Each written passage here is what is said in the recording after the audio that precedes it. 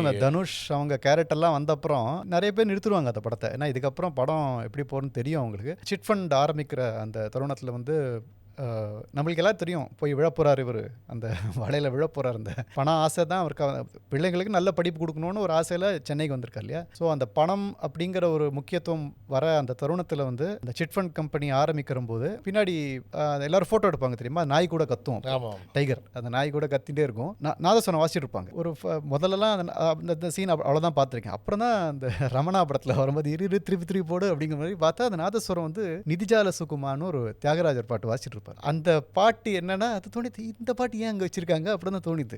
நிதி சால சுகமானா பணம் தான் முக்கியமா அப்படின்னு தியாகராஜர் வந்து ஒரு பாட்டு எழுதியிருப்பார். ஏன்னா அவருக்கு வந்து அந்த ஊர் ராஜா பற்றி நீங்கள் பாடினீங்கன்னா உங்களுக்கு நிறைய செல்வங்கள் வரும் அப்படின்னு சொல்லிட்டு யாரோ ஒரு அழைப்பு விடுத்திருப்பாங்க. இவர் சொல்கிறப்ப எனக்கு பணம் முக்கியமே இல்லை, எனக்கு ராமநாமத்தை சொல்கிறது தான் எனக்கு முக்கியம்னு சொல்லிட்டு இந்த பாட்டை கம்போஸ் பண்ணிருப்பார். நிதி சால சுகமா.